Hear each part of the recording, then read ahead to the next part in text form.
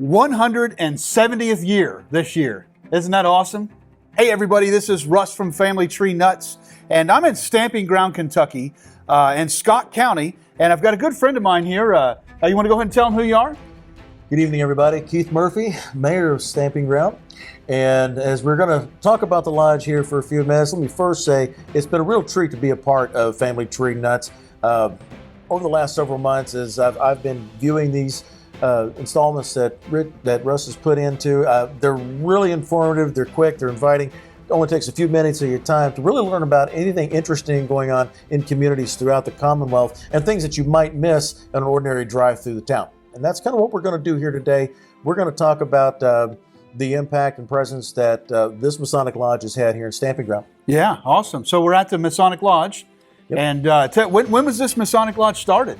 This one was started what we call under dispensation. This means they're allowed to form, allowed to start operating and have some officers, but they were given, again, what we call a dispensation from another lodge, usually one in a nearby community, next county over, to somebody where they can help mentor that lodge and help it grow. So we started in 1849. 1849? 1849. Holy cow. And we were officially chartered as Scott Lodge number 203. Okay. And the Grand Lodge has operated in Kentucky since 1801.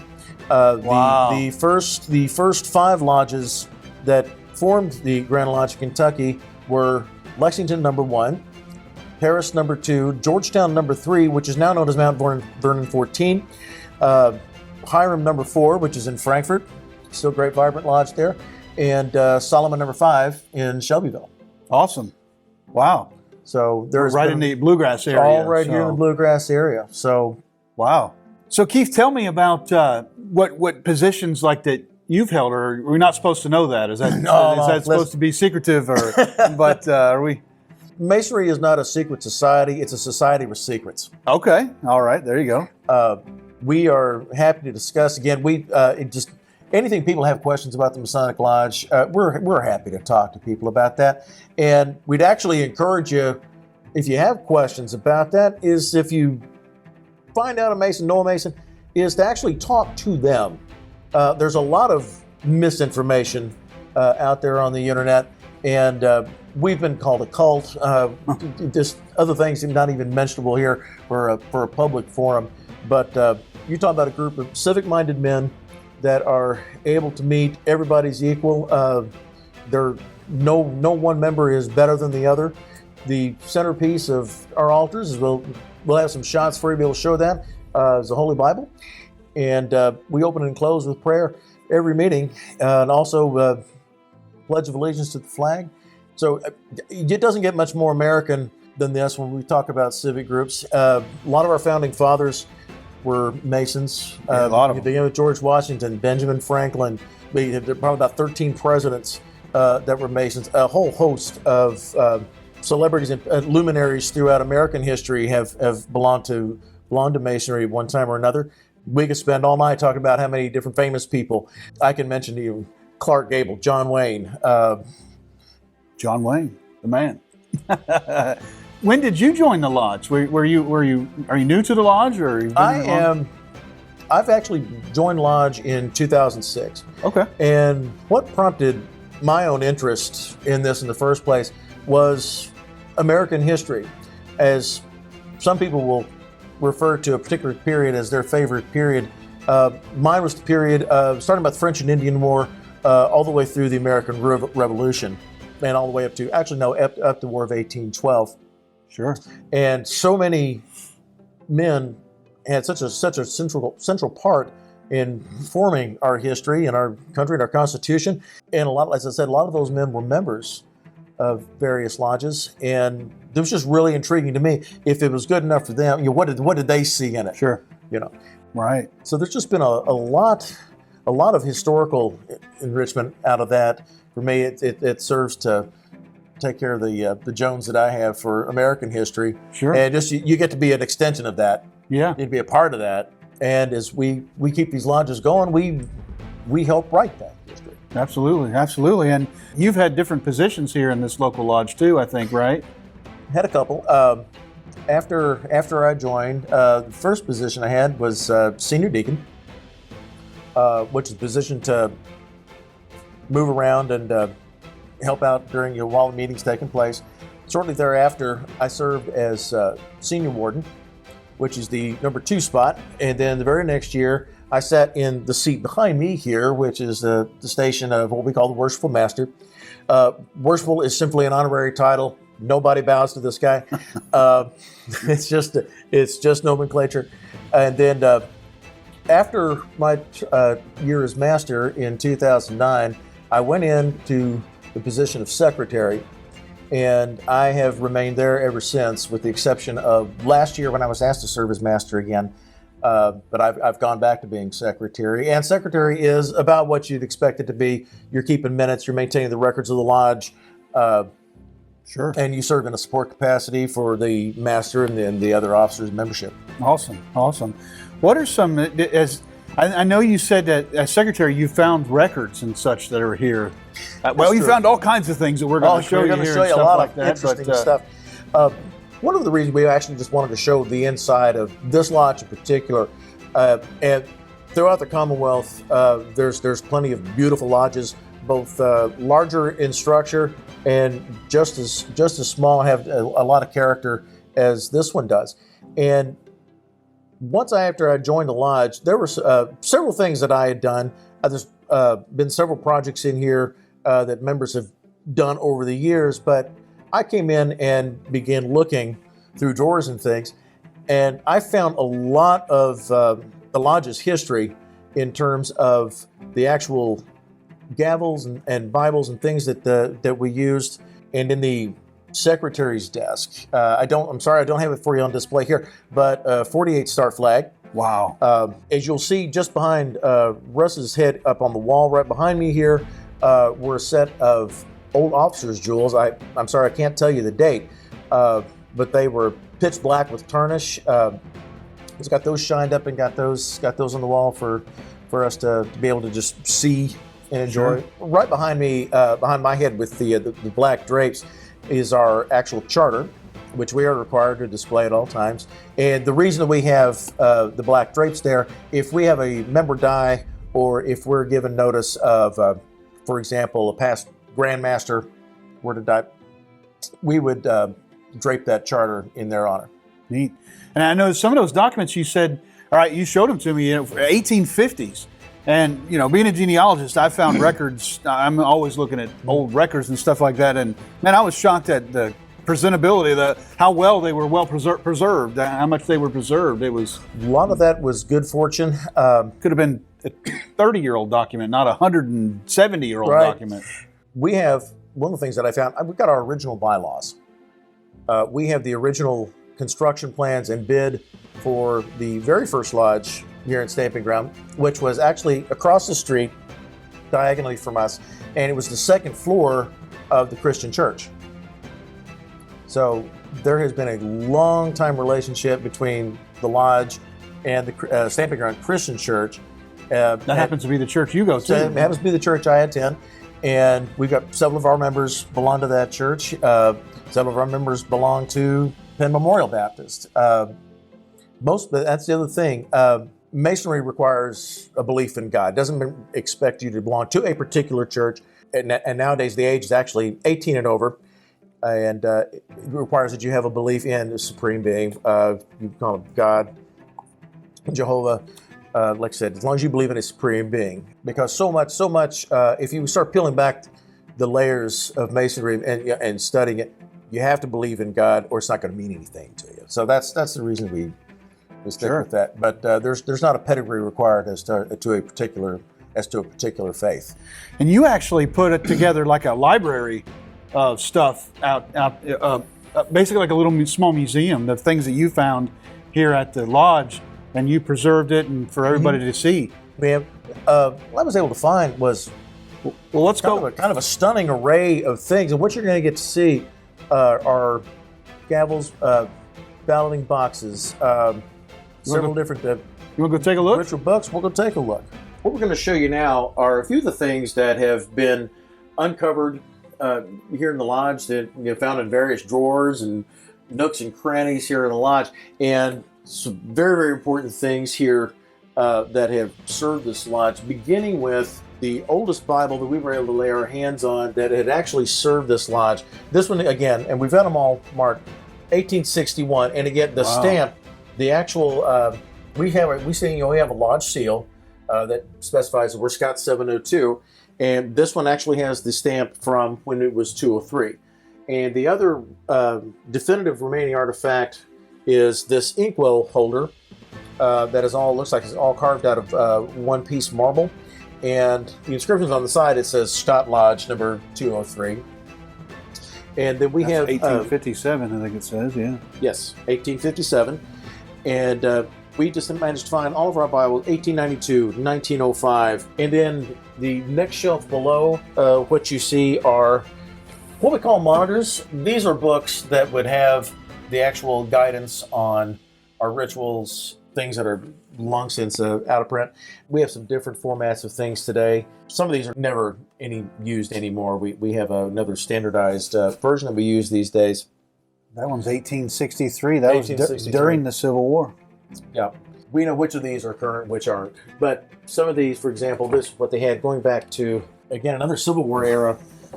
This web monitor that you have right here actually contained information all the way up through into the first sets of degrees in the York Rite. If you deal in antiquities, especially if you deal in old books, if you come across something at a garage sale that's got the Masonic emblem, looks kind of weird. If you don't know what those are, find a lodge in your community. Actually, you know me. You could send questions to Russ. We'll help you identify what you got. But these were long since old family collections. Some of these things have been in the lodge itself. A few of these things that we have here were given because a family member had died and the family members didn't know what to do with it, so they gave it to us. So we have several large Bibles that belong to men of this lodge. And what you have down here on the bottom are just different gavels that have been used over the years or presented to the lodge. It's leather right there with a spring in it. Yeah, a little spring in it there. The one right there next to was a presentation gavel. Here, it's only just a few years old. This other one, second over, actually has Lookout Mountain, Tennessee. It was a gavel that had traveled a great distance from here in order to be in this lodge. But these other ones, it's impossible for me to tell you how old they are. Yeah, it could be. They could have came from a lodge.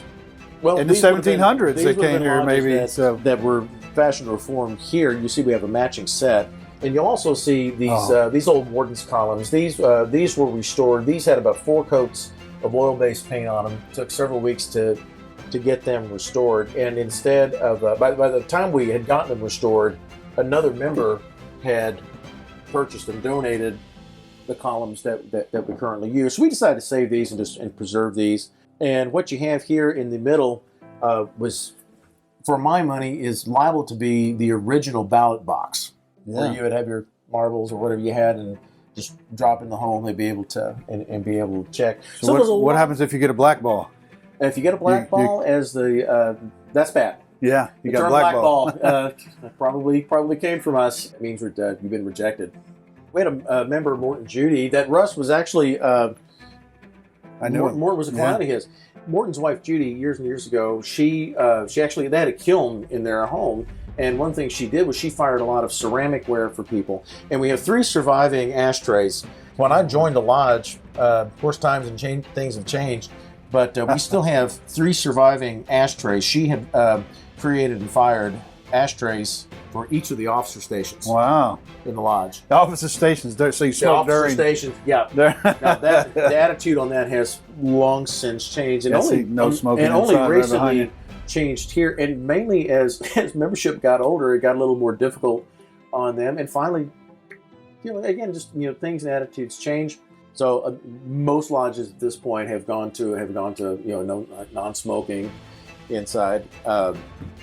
Maybe it's just a sign of the times. Yeah. So these are here. The Grand Masters from the last several recent years have, and we do this. There's a lot of fundraising that takes place in Masonry, and the lodge has done its bit to support the various causes that they were putting forth by purchasing one of these knives here. So this is like a little museum of the lodge A itself. little bit, just stuff that actually has been found.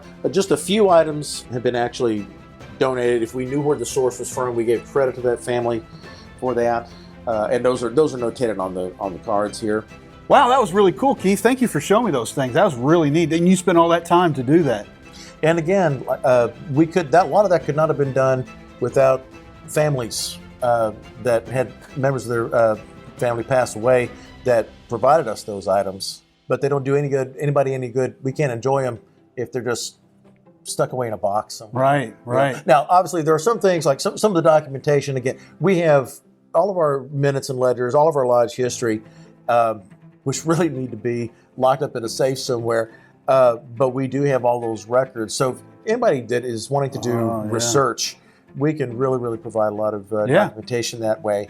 That helps to prove that X ancestor lived here at this particular time if you don't find them on other records and such. I have received a couple of requests in the past where people wanted me to check about an ancestor of theirs that they either knew were a member of this lodge or thought they might have been a member of this lodge because they live near here. Mm-hmm. So we've helped out a couple of families over the years by being able to provide that documentation, backed up in no small part after I became secretary and really started looking through all the drawers and nooks and crannies around here.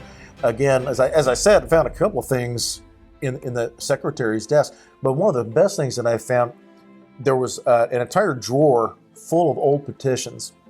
And what I've done is I set those down. It took an entire day to do this, to get them all in chronological order, and then actually put those in alphabetical order per year. So we've got those things preserved. They're all in plastic inserts, and it makes it really easy. If anybody had a question or wanted to see those, they're certainly free to certain year and certain day you could find it real quick. And something like that would be of benefit to any genealogist, history buff that wanted to see that. There's nothing secret about those. It's just they're just petitions for membership, but they do contain valuable information, dates of birth, where they lived, what their occupation was. So it's really fascinating. It's also a real snapshot in a particular decade when you look and see who did what, where they worked. Because we would have some that that work in businesses that don't exist anymore. Right. And you wouldn't know that. You wouldn't have any way of. I mean, you might see on the 1870 census they were farmers. In the 1880 census they were farmers. But in 1875 he was a bank clerk. Right. And not realize that he left the farm for a little while. It just adds more to the story. Yeah, it does. It fills in a lot of gaps. Yeah. That's something that folks don't think to even look, So if you got ancestors in Stamping Ground, you might want to give Keith a call and see if there's some records about your ancestor here. And it's always, this is true of so many Masonic lodges. They've just always seems like they've always been there. A lot of town squares in Kentucky, that lodge hall is really close to the center of town. Big towns or small towns? Big town or small town, either one. And that's been just as true.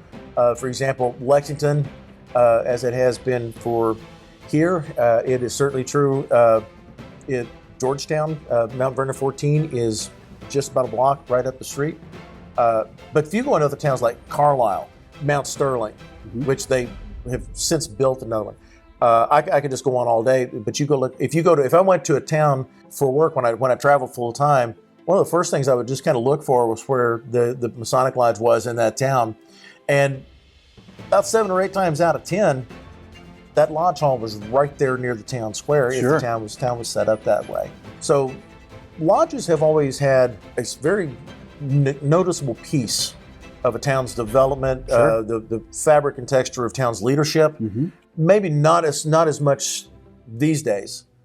I'm actually where I'm currently serving as mayor, and I've been a member of the lodge for umpteen number of years. Somebody like that, some several decades ago, would have been considered a kind of a norm. Sure. You would have expected And if not the Masonic Lodge, then some kind of civic organization, or Elks, Rotary, Kiwanis, Lions, right. Men that were involved in their town had some kind of civic promise in their town. Generally, were also members, if not the leadership of any kind of civic organization that they had in town. Sure. Don't tend to see it as much in this day and age. Well, we don't get as involved in our communities. No, and that's actually the real downfall on that. And that's not just indicative of Masonry's membership rolls. We have approximately 38,000 members in the Commonwealth, and a lot of them are over the age of 50. And that is also true. You see that same phenomenon occurring in churches. You see it occurring in other civic organizations, that people are so pulled away and have so many other ways of being distracted that it's almost quaint to them. Right. But speaking just from what I know, from the lodge, there's so much here that you get out. It's like with anything else, you get out of it what you put into it, and there is so much to learn and make yourself better. We've got it right on the Masonic license plates, is making good men better. Okay. And that is part of what we're about. We are about charity, we're about relief, and we serve our communities and worship God at the same time. Awesome. That's good stuff. Does this particular lodge have any historic things that it's known for, or like during the Civil War this happened, or any of that kind of stuff? It's funny. I looked through when I used to have time to do this, just reading back through old minutes, and you look to see what they sought, not just what went on in the actual meetings, because sometimes the minutes tend to be, speaking from experience as secretary, meetings can get pretty cookie cutter as far as what actually transpires.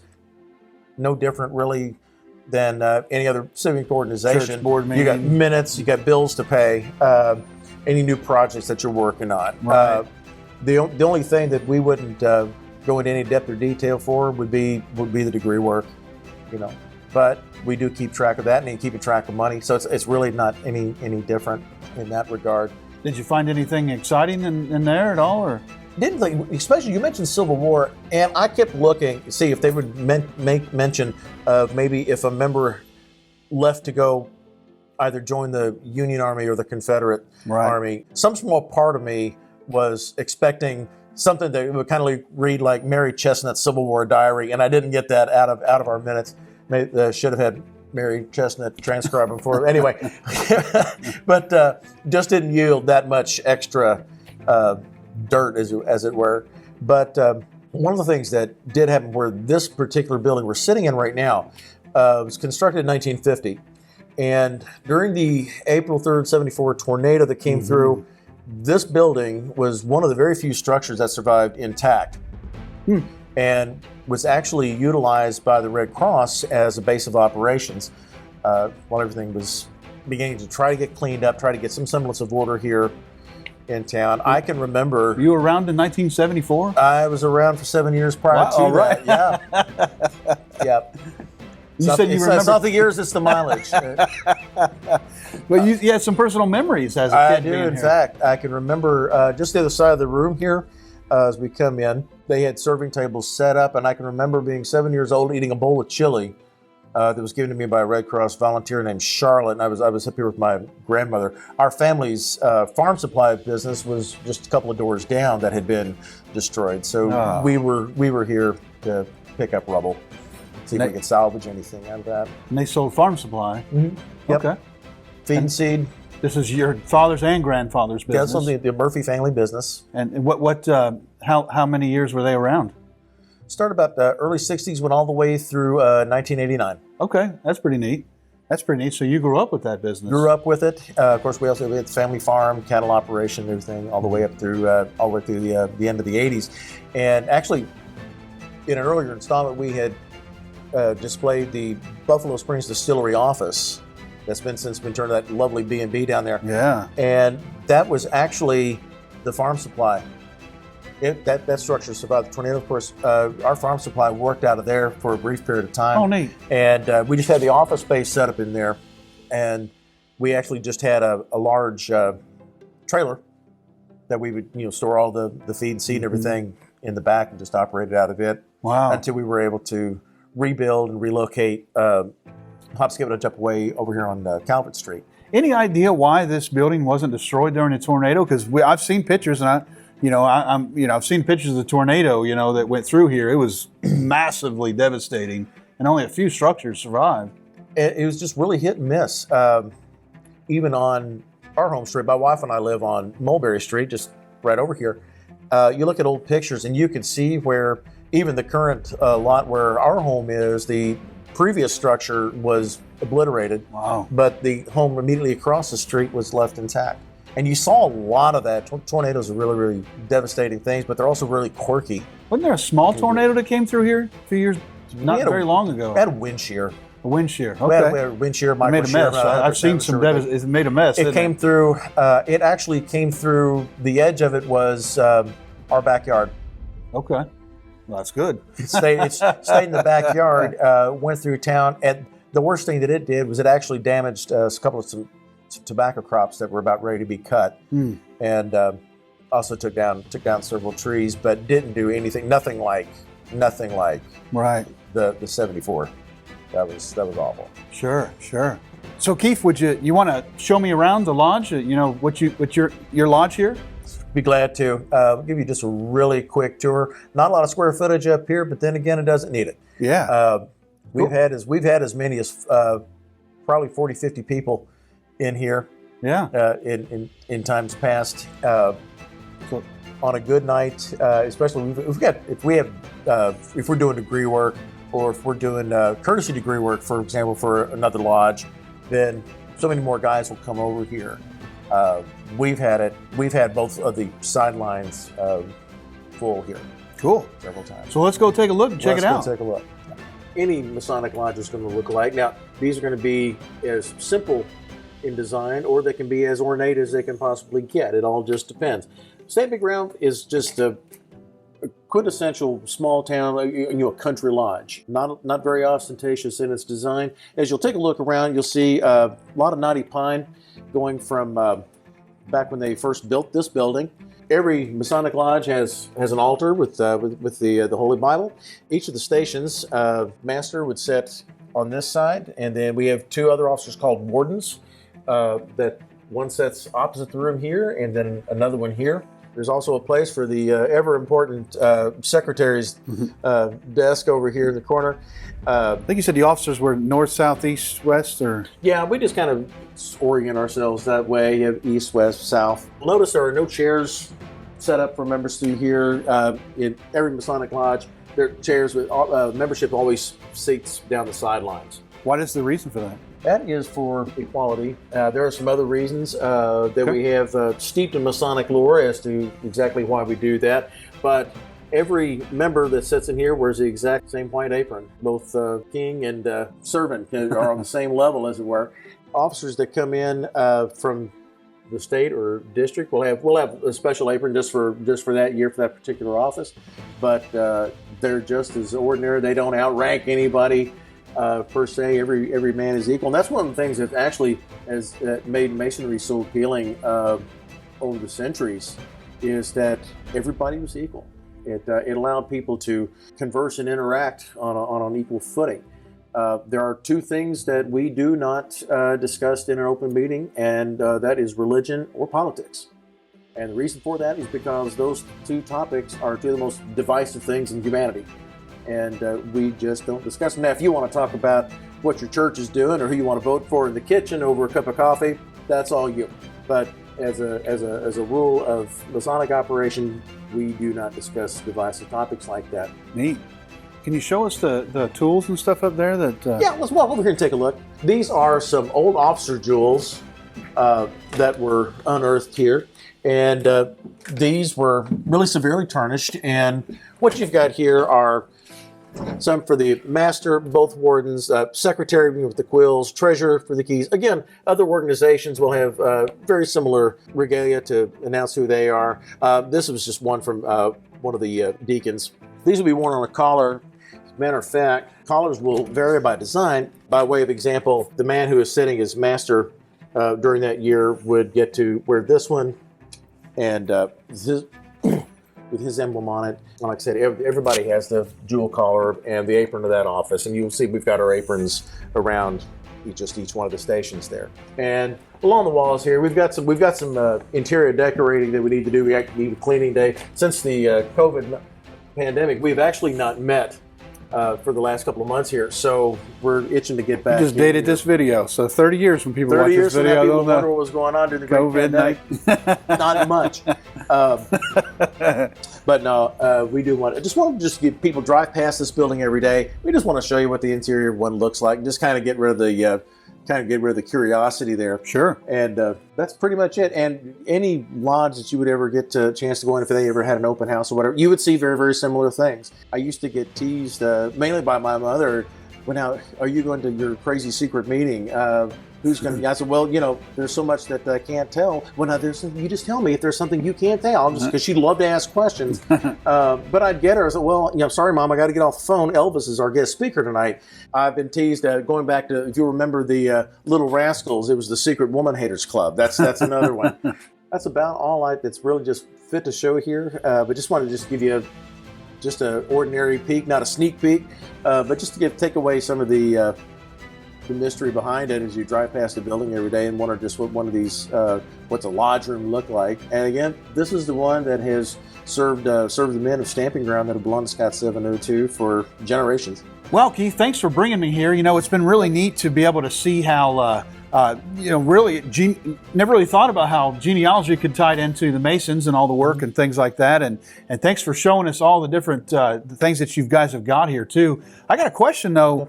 Say I want to become a Mason. I'm not a Mason, but say I wanted to be a Mason. How would I become one? That is a fantastic question. Glad you asked it. Happy to tell you. Masonry doesn't recruit. And that's people wonder, well, gee whiz, you never see them running around very much. And we don't stuff your mailbox with a petition. We don't just reach up and hand them to you. Masonry needs the man to come and want to be a part of it. Okay. So that's why that is a very important distinction.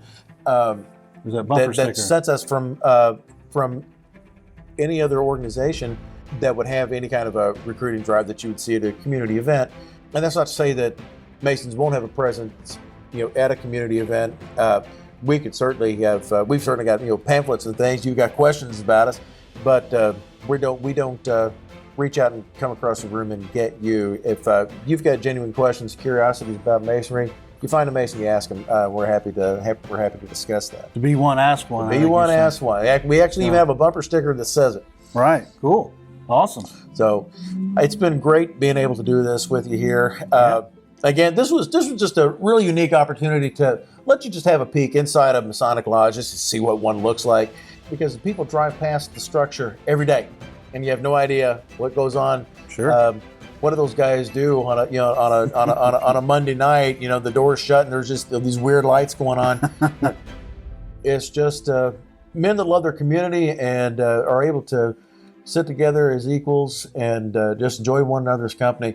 We'll have as much fun talking about what we're going to eat at the next meeting as we will anything else. Yeah, I saw you got a kitchen out back. Yeah, we got a kitchen. But we do from time to time. We'll have topics that would be of educational benefit. Sometimes we'll practice. Sometimes we'll practice degree work. It's a way to get together and visit, which is not something that you see a great deal of anymore. Like not in a civic group setting. Right. And it just provides that really unique opportunity for men to be able to gather together and be able to share and bond within the realm of just as it is a fraternity, but a fraternity that is also equally civic-minded in its approach, and also has the very unique traits of being very old, and in terms of this country, very intertwined with the foundations of this country, our founding fathers, and it's just to be a part of it today is you get to be an extension of that. Mm-hmm. And you help maintain, support your lodge, then you're helping write that history. Sure. Somebody 100 years from now will look back at the efforts that we took even here in Stamping Ground to preserve all of the old petitions and all of the old, what we call the lodge furniture, the different gavels and everything that we've done here, somebody will come along long after I'm going to be gone, and be just like whoever was secretary 50, 60 years ago probably wouldn't have had any idea that the efforts that they took to write down and preserve would have made much of a difference. Mm-hmm. Awesome. That's really great. Awesome. Well, thanks for bringing me here. Like I said, we're here with the mayor of Stamping Ground, Keith Murphy, and member of the Masonic Lodge here in Stamping Ground, Kentucky. And hey, remember, family tree nuts. Let our nuts find the nuts in your family tree.